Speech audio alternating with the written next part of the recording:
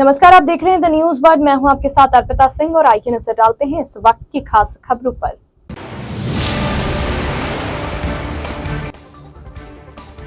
राजीव गांधी ग्रामीण व शहरी जिला स्तरीय ओलंपिक खेलों का रंगारंग आगाज।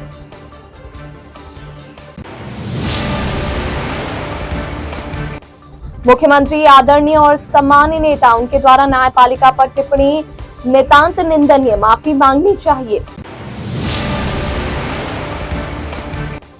शांति एवं खुशहाली की कामना, पूर्व महारानी हेमलता राजे और अचलानंद गिरी महाराज रामदेवरा के लिए रवाना श्रद्धालुओं का उमड़ा हुजूम।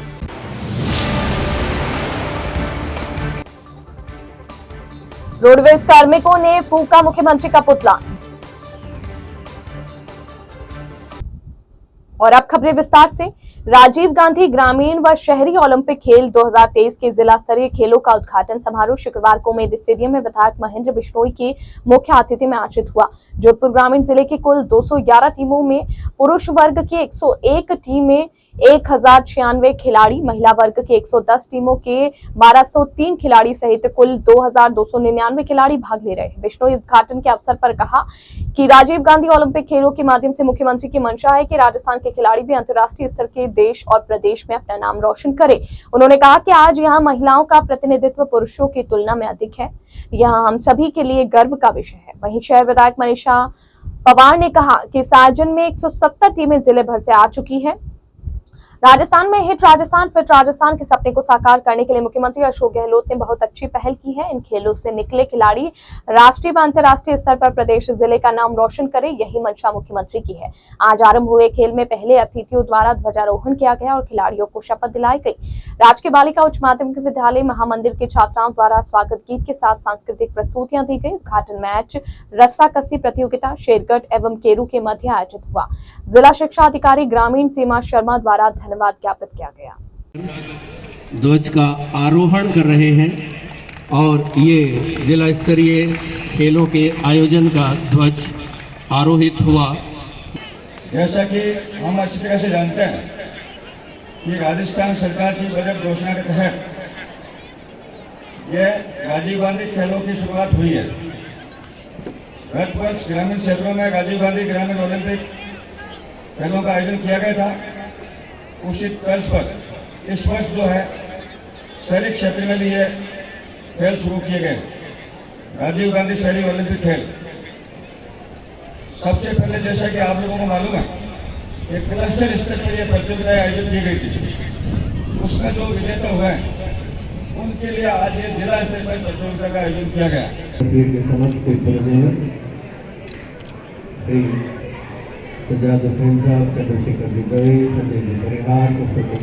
निवेदन है कि साफा पहना कर इस कार्यक्रम में किसी का स्वागत अभिनंदन करें। जोधपुर में जिलेगा राजस्थान जीतेगा राजस्थान के तहत राजीव गांधी ग्रामीण व शहरी ओलंपिक खेलकूद प्रतियोगिता का भव्य शुभारंभ गौशाला मैदान में हुआ। मुख्यमंत्री जी की जो सोच है निरोगी पहला सुख निरोगी काया, उसी क्रम में हमारे जो बच्चे हैं जो सरकारी विद्यालयों में पढ़ते हैं वो बच्चे भी किसी से कमतर ना रहे, इनकी प्रतिभा बाहर निकल कर आए कि जो खिलाड़ी है वो राज्य स्तर पर, देश स्तर पर और विश्व स्तर पर अपनी पहचान बना सके, उसी को लेकर एक बड़ा प्लेटफॉर्म है। आज देख सकते हैं हम जोधपुर में इसका शानदार आगाज हुआ है। जीतेगा राजस्थान के तहत मुख्यमंत्री आदरणीय अशोक गहलोत की मंशा अनुसार शहरी और ग्रामीण ओलंपिक लगातार चल रहे हैं। राज्य स्तर पर, जिला स्तर पर और पहले भी ब्लॉक वाइज और सारे ओलंपिक खेलों की शुरुआत हुई। आज जिले स्तर के कार्यक्रम यहाँ गौशाला मैदान में शुरू हुई। सभी 170 टीमें जिले से पधारी हैं। महिलाएं, पुरुष, बच्चे और बालिकाएं सभी मिलकर खेल को खेल की भावना से को देखते हुए ओलंपिक शहरी की शुरुआत हुई। इसमें सभी उम्र के लोग खेलेंगे। आज कबड्डी खेल के माध्यम से यहाँ शुरुआत की गई। फिट राजस्थान के स्लोगन को लेकर मुख्यमंत्री जी की मंशा यही है कि राजस्थान स्वस्थ रहे, सुरक्षित रहे। इसी बात को ध्यान में रखते हुए मुख्यमंत्री जी ने शहरी ओलंपिक की और ग्रामीण ओलंपिक की शुरुआत करी, क्योंकि खिलाड़ियों को हौसला अफजाई करने के लिए और उनके विकास के लिए ये ओलंपिक खेल बहुत आवश्यक है। कोरोना काल में जिस तरह लोग अंदर बंद रहे, घरों में कैद रहे, उनको बाहर निकालने का काम किया, सबको मेल मिलाप का काम किया और ये राजस्थान में स्वस्थ और सुरक्षित वातावरण बना रहे, स्वस्थ प्रेम का वातावरण बना रहे, इसीलिए ओलंपिक खेलों की शुरुआत हुई। केंद्रीय जल शक्ति मंत्री गजेंद्र सिंह शेखावत ने कहा कि मुख्यमंत्री अशोक गहलोत आदरणीय और सम्मानीय नेता है। वे वरिष्ठ होने के साथ 3 बार प्रदेश के मुख्यमंत्री और भारत सरकार में सांसद भी रह चुके हैं। उनके द्वारा न्यायपालिका पर की गई टिप्पणी न सिर्फ नितांत निंदनीय है, बल्कि न्यायपालिका और अधिवक्ताओं का खुला अपमान है। इसके द्वारा उन्हें हाथ जोड़कर माफी मांगनी चाहिए। वे आज जोधपुर प्रवास के समय पत्रकारों से बातचीत कर रहे थे। शेखावत ने कहा कि मुख्यमंत्री गहलोत ने इस बात पर यू टर्न ले लिया और कहा कि यह उनकी निजी राय नहीं है। मैं मुख्यमंत्री से पूछना चाहता हूं कि आखिर यह राय किसकी है? जिस किसी की भी हो वे इसका सबूत देवे, अन्यथा हाथ जोड़कर माफी मांगे। शेखावत ने प्रदेश सरकार को कई मुद्दों पर घेरते हुए कहा कि सरकार का कोई भी ऐसा विभाग नहीं बचा जिसमें भ्रष्टाचार ना हो। माइनिंग से लेकर अन्नपूर्णा योजना तक भ्रष्टाचार है। राजस्थान की सरकार को अन्नपूर्णा के नाम पर ठगा गया और घटिया सामग्री दी गई। यह सब किसकी जिम्मेदारी है? सरकार के खिलाफ क्राइम का केस बनता है जिसमें जनता की जान के साथ खिलवाड़ किया गया। शेखावत ने पत्रकारों से सवाल पर कहा कि भाजपा की तरफ से निकाली जा रही परिवर्तन यात्रा में सभी नेता शामिल होंगे। वरिष्ठ नेता से लेकर स्थानीय स्तर के सभी नेता हिस्सा लेंगे। इसमें पार्टी की रणनीति के आधार पर सब होगा। उन्होंने खुद के चुनाव लड़ने की बात पर कहा कि संगठन चाहेगा वो करेंगे। संगठन यदि उन्हें लोकसभा के लिए खड़ा करेगा या विधानसभा के लिए वे कहे अनुसार चलेंगे, मगर उनका ध्येय भारत माता की जय रहेगा। 3 बार मुख्यमंत्री रहा, 3 बार भारत सरकार में मंत्री की जिसने शपथ ली और निरंतर पद पे बने रहने वाला व्यक्ति, राजस्थान के जैसी न्यायपालिका जिसके ऊपर राजस्थान के 7.5 करोड़ लोगों का विश्वास है और देश के लोकतांत्रिक व्यवस्था में जिस न्यायपालिका पर भरोसा करके देश के लोग लोकतंत्र के इस युग में अपने आप को सुरक्षित महसूस करते हैं, उस न्यायपालिका पर ऐसी गैर जिम्मेदाराना टिप्पणी करना नितांत निंदनीय है। जो और इस तरह का भ्रम पैदा करने वाली है, न्यायपालिका का अपमान करने वाली है, बार और बेंच दोनों को नीचा दिखाने वाली है। और उसके बाद में कल उन्होंने थोड़ा यू टर्न किया कि ये मेरी निजी राय नहीं है। तो मैं ये तो पूछना चाहता हूँ आपके माध्यम से कि आपको राय किसने दी? मैं भी भारतीय जनता पार्टी के सभी वरिष्ठ नेता उपस्थित रहेंगे। ये 18 दिनों में ये यात्रा 2574 किलोमीटर की दूरी तय करेगी, जिसमें जोधपुर संभाग, अजमेर और नागौर जिले के कुल 51 विधानसभा क्षेत्रों तक ये यात्रा जाएगी। इस यात्रा के संयोजक माननीय राज्यसभा सांसद आदरणीय राजेंद्र गहलोत जी और इसके सह संयोजक माननीय श्री सांवला राम देवासी जी जो सह संभाग प्रभारी हैं वो होंगे। सांवला राम देवासी जी होंगे। चौथी परिवर्तन यात्रा सितंबर 2023 को केंद्रीय परिवहन मंत्री श्री नितिन गडकरी जी के सानिध्य में गोगामेडी पंजाब के सीमावर्ती क्षेत्र से प्रारंभ होगी, जिसमें प्रदेशाध्यक्ष सीपी जोशी जी सहित सभी वरिष्ठ नेता उपस्थित रहेंगे। यात्रा 18 दिनों में 2128 किलोमीटर कुल तय करेगी, जिसमें बीकानेर संभाग, झुंझुनू, सीकर और अलवर जिले के कुल 50 विधानसभा क्षेत्रों में ये जाएगी। इस यात्रा का संयोजक पूर्व केंद्रीय मंत्री और सांसद भारतीय जनता पार्टी के उपाध्यक्ष आदरणीय श्री CR चौधरी साहब को बनाया गया है और सह संयोजक का दायित्व श्री सवर्ण सिंह बगड़ी जी को ऐसा दिया गया है। मित्रों, इन यात्राओं की व्यवस्था सुचारू रूप से गठित करने के लिए विभिन्न टोलियों का गठन किया है। मुख्यमंत्री अशोक गहलोत ने प्रदेश के विभिन्न जिलों में नवीन चिकित्सालय खोलने तथा विभिन्न चिकित्सालयों को क्रमोन्नत करने की स्वीकृति दी है। साथ ही उन्होंने नवसृजित चिकित्सालयों के संचालन हेतु नवीन पद सृजित करने की भी मंजूरी दी है। गहलोत द्वारा दी गई स्वीकृति के अनुसार पाली जिले के पाली पंचायत समिति के गाँव केरला खाणदरा एवं रानी पंचायत समिति के गाँव पादरली तुर्कान सेदरिया के मापदंडों में शिथिलता देते हुए नवीन उप स्वास्थ्य केंद्र खोले जाएंगे। इसी प्रकार मापदंडों में शिथिलन देते हुए बाड़मेर जिले के गेड़ा पंचायत समिति के अंतर्गत उप स्वास्थ्य केंद्र चीबी, जयपुर जिले के झोटवाड़ा पंचायत समिति अंतर्गत उप स्वास्थ्य केंद्र सिवार एवं अलवर जिले के थाना नागजी पंचायत समिति अंतर्गत उप स्वास्थ्य केंद्र अंगारी को प्राथमिक स्वास्थ्य केंद्र तथा सीकर जिला अंतर्गत प्राथमिक स्वास्थ्य केंद्र जीणमाता को सामुदायिक स्वास्थ्य केंद्र में क्रमोन्नत किया जाएगा। इसी प्रकार पाली जिले के सुमेरपुर पंचायत समिति के अंतर्गत MCWC केंद्र ढोला को मापदंडों में शिथिलन देते हुए सामुदायिक स्वास्थ्य केंद्र में क्रमोन्नत किया जाएगा। मारवाड़ में खुशहाली और शांति की कामना को लेकर पूर्व महारानी हेमलता राजे आज सुबह सेनाचार्य स्वामी अचलानंद गिरी के सानिध्य में बाबा रामदेव के दर्शन करने के लिए रामदेवरा पैदल रवाना हुई। ये पैदल यात्रा आज शोभा यात्रा के रूप में रायकाबाग स्थित जुगल जोड़ी बाबा रामदेव मंदिर में पूजा अर्चना के साथ शुरू हुई। यात्रा में बड़ी संख्या में जनप्रतिनिधि, महिलाएं एवं अन्य श्रद्धालु बाबा रामदेव के जयकारे लगाते हुए मार्गों से होते हुए मसूरिया स्थित बाबा रामदेव मंदिर पहुंचे। यहाँ से पद यात्रा रामदेवरा के लिए रवाना हुई। इस दौरान शोभा यात्रा का कई जगहों पर विभिन्न समाजों, संगठनों व स्वयंसेवी संस्थानों ने स्वागत किया। महारानी हेमलता राजे ने इस अवसर पर कहा कि यात्रा उद्देश्य सांप्रदायिक सौहार्द के साथ शहर के लोगों में खुशहाली बनी रहे, उनके बीच भाईचारा कायम रहे। वहीं स्वामी अचलानंद गिरी महाराज ने यात्रा रवाना के बीच कहा कि मानव कल्याण, पर्यावरण सुरक्षा के साथ महिलाओं के साथ सद्व्यवहार बनाए, ऐसे उद्देश्य को लेकर यात्रा की जा रही है। समाज में लोगों में एकता बनी रहे, हमें महिलाओं का पूरा आदर सम्मान देना चाहिए। शोभा यात्रा में मेहरानगढ़ बैंड डीजे, शाही लवाजमा व बाबा का रथ सहित सैकड़ों की संख्या में पदयात्री शामिल हुए। वहीं मंगल कलश यात्रा के लिए महिलाएं भी शामिल हुई। शोभा यात्रा सर्किट हाउस, पुलिस लाइन, नई सड़क, जालोरी गेट, 12वीं रोड होते हुए मसूरिया स्थित बाबा बालीनाथ समाधि स्थल पहुंची। यहां विशेष पूजा अर्चना व पौधरोपण कार्यक्रम के साथ शोभा यात्रा का विसर्जन हुआ और पदयात्री रामदेवरा के लिए रवाना हुए।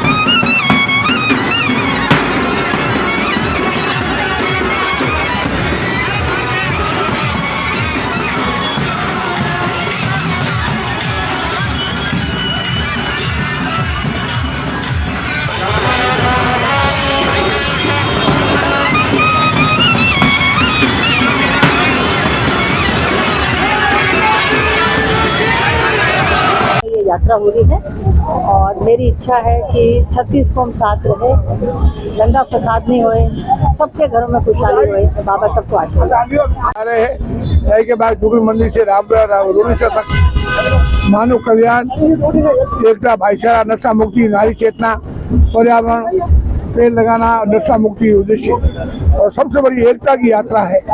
किसी प्रकार की जाति का संबंधित वसुदेव कुटुंब सबको लेकर चलना है और नारी का सम्मान करना इस युग में जरूरी है।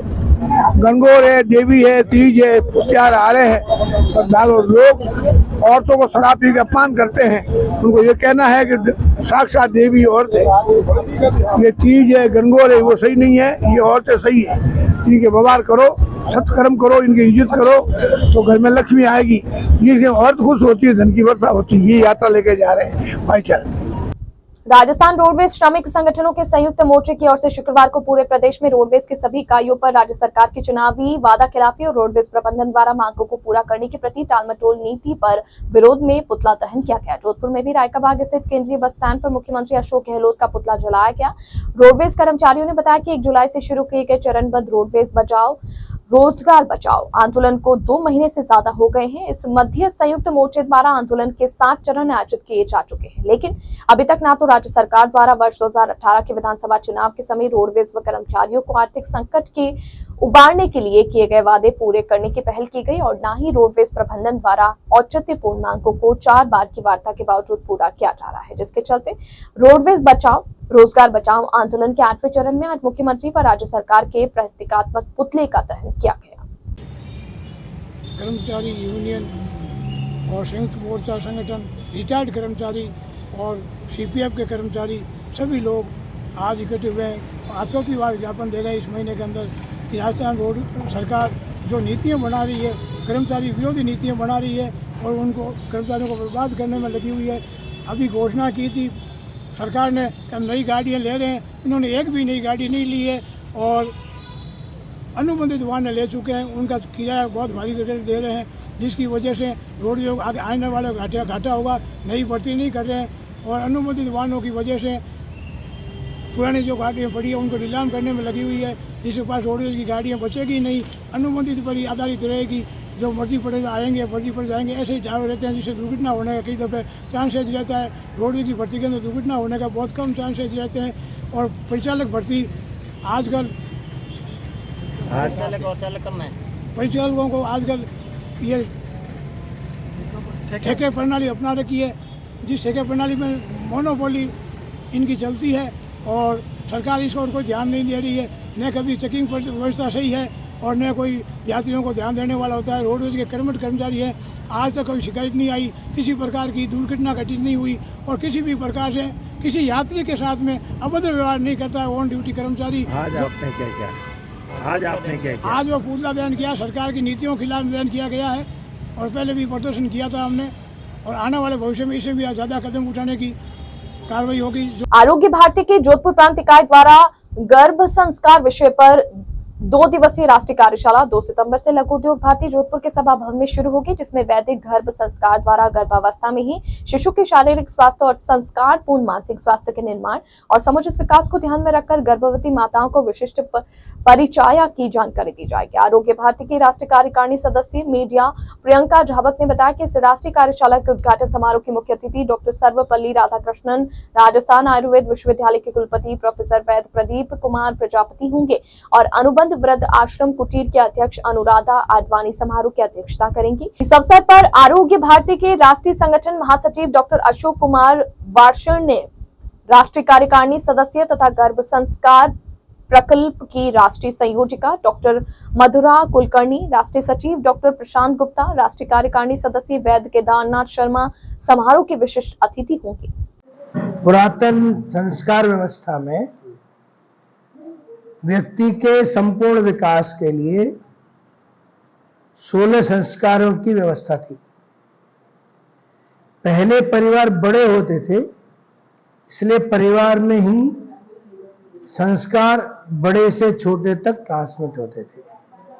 अभी परिवार छोटे हो गए हैं, इसलिए इन संस्कारों के बारे में लोगों को कम जानकारी है।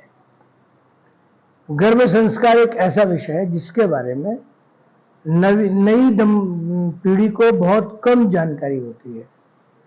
आरोग्य भारती में यह एक विषय है कि नव दंपतियों को कैसे इस विषय की जानकारी देना। एक बार गर्भ धारण किया तो क्या खाना, क्या नहीं खाना, क्या टीके लगाना, ये एक पहलू है। लेकिन उसके भी पहले जो युवा दंपति हैं उनकी अपनी मनस्थिति कैसी होनी चाहिए, शरीर की स्थिति कैसी होनी चाहिए, शरीर में कोई रोग तो नहीं है, दोनों की मनस्थिति मिलती है कि नहीं मिलती है, स्टार्स क्या बोलते हैं, कुंडली, इनका भी महत्व होता है।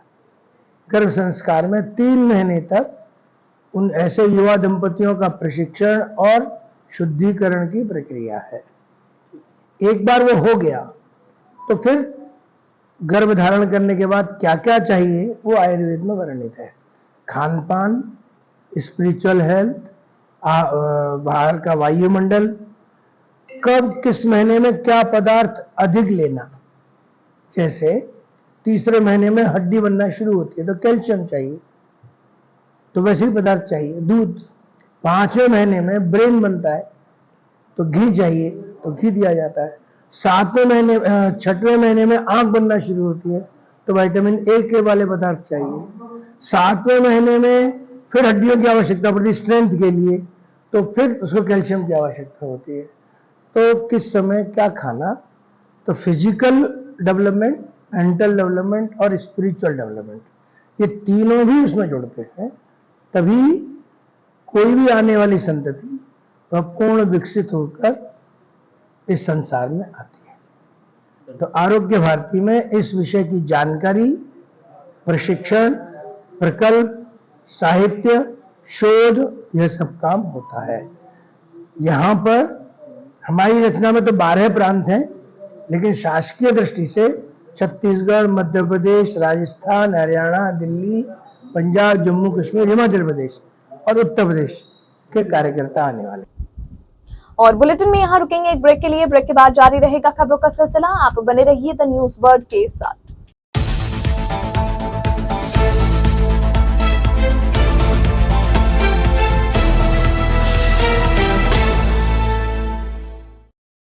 ब्रेक के बाद बुलेटिन में आपका स्वागत है। राजस्थान नर्सेज संघर्ष समिति ने 11 सूत्रीय लंबित मांगों को लेकर सत्याग्रह और अनशन शुरू किया है। राजस्थान नर्सेज एसोसिएशन जोधपुर शहर के अध्यक्ष जगदीश जाट ने बताया कि 11 सूत्रीय मांगों को लेकर सरकार द्वारा सुनवाई नहीं होने पर गांधीवादी तरीके से सत्याग्रह और सांकेतिक अनशन शुरू किया गया। शुक्रवार को अनशन पर रामेश्वर, इदालिया, भगवान सिंह, हेमंत शर्मा, अनिल बिश्नोई, पवन सिंह बैठे। उन्होंने बताया कि उनकी नर्सिंग निदेशालय की पृथक से जोधपुर में स्थापना करने, नर्सिंग कैडर का पुनर्गठन करने, केंद्र के समान वेतन भत्ते करने, संविदा यूटीबी सेवा से नियमित हुए कार्मिकों को संविदा सेवा काल से जोड़ने, टाइम बाउंड डीपीसी करने आदि मांगों को लेकर पिछले कई दिनों से धरना प्रदर्शन चल रहा है, मगर राज्य सरकार ने अभी तक उनकी मांगों पर अमल नहीं किया। मरना सीखो, जीना है तो मरना सीखो, कदम कदम पर लड़ना सीखो, नर्सेज एकता जिंदाबाद।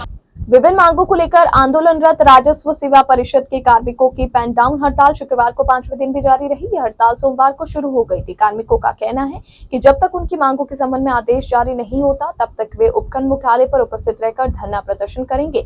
इस हड़ताल में राजस्थान पटवार संघ, राजस्थान कानूनगो संघ और राजस्थान तहसीलदार सेवा परिषद से जुड़े पटवारी, भू अभिलेख निरीक्षक, नायब तहसीलदार और तहसीलदार शामिल है। कार्मिकों ने 4 महीने पहले मुख्यमंत्री आवास पर अपनी 7 सूत्रीय मांगों को लेकर समझौता किया था, लेकिन मांगों के संबंध में अब तक सरकार की ओर से कोई लिखित आदेश जारी नहीं होने को लेकर कार्मिकों में रोष है।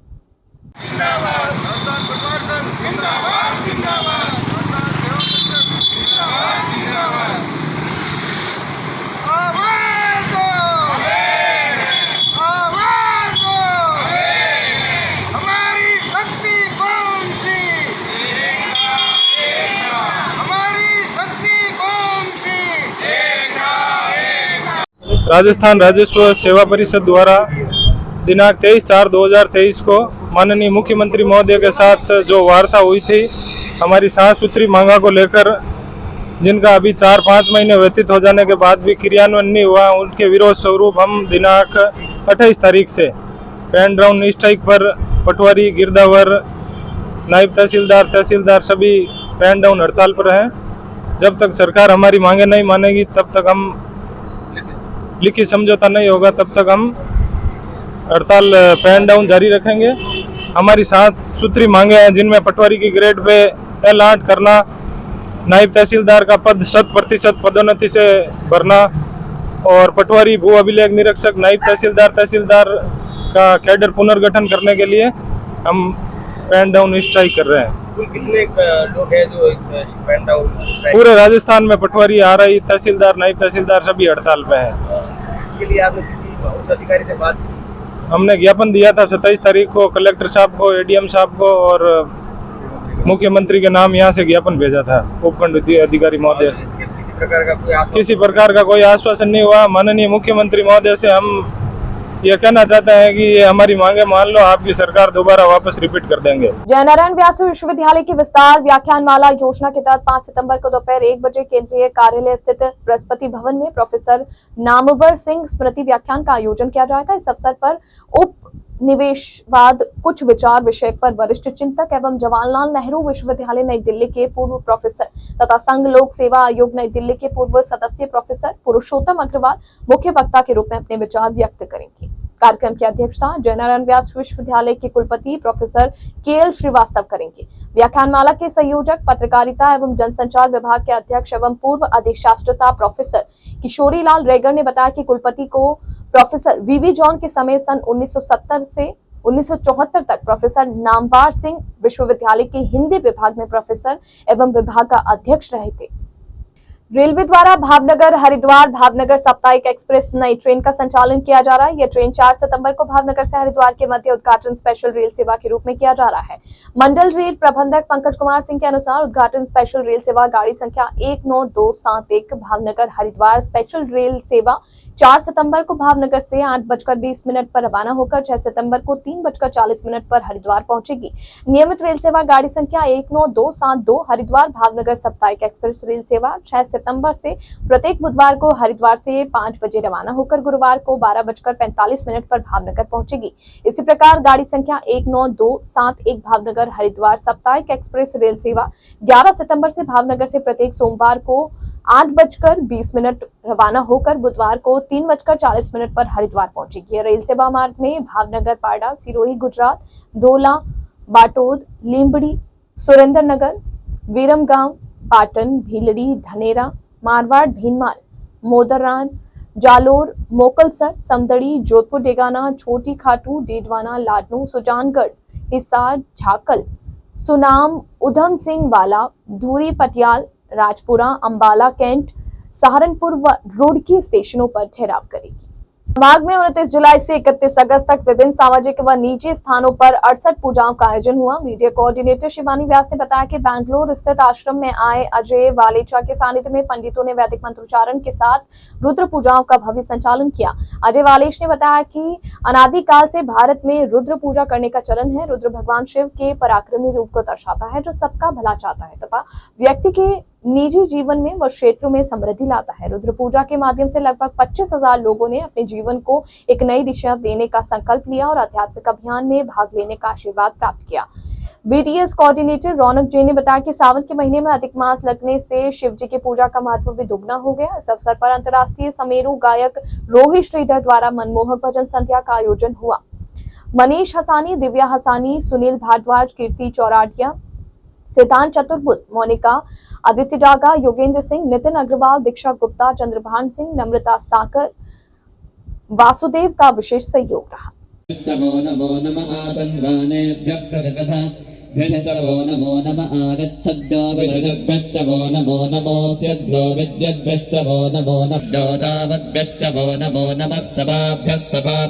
शहर के सुरसागर थाना क्षेत्र में गुरुवार की अपराह में टैंकर की चपेट में आने से एक गर्भवती की मौत हो गई थी। मृतका ने मौके पर ही एक बच्ची को जन्म दिया था।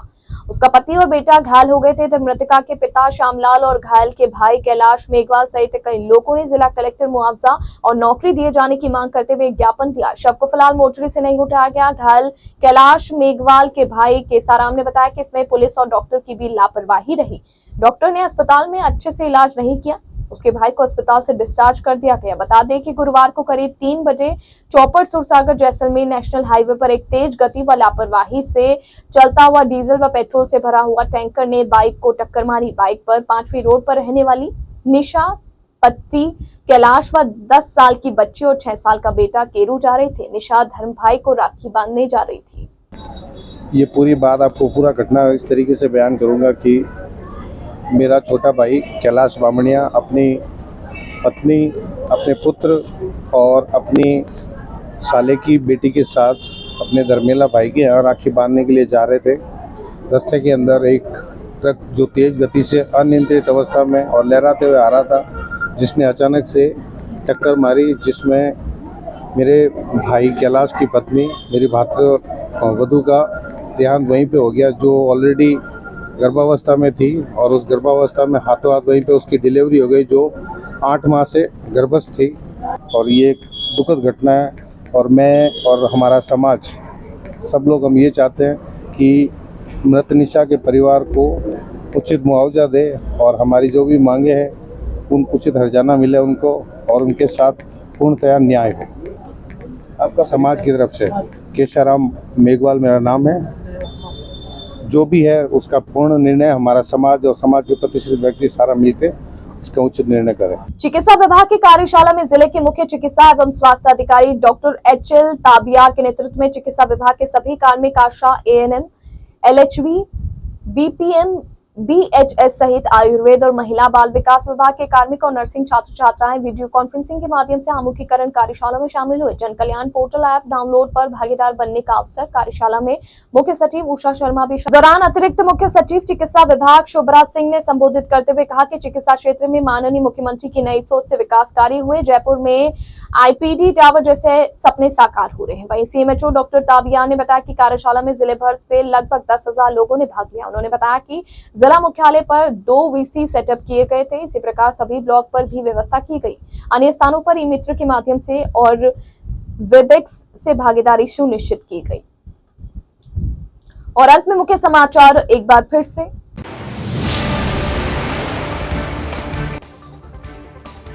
राजीव गांधी ग्रामीण व शहरी जिला स्तरीय ओलंपिक खेलों का रंगारंग आगाज।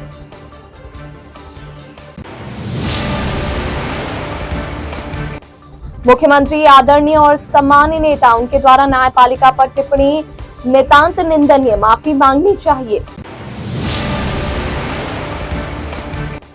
शांति एवं खुशहाली की कामना, पूर्व महारानी हेमलता राजे और अचलानंद गिरी महाराज नामदेवरा के लिए रवाना श्रद्धालुओं का उमड़ा हुजूम।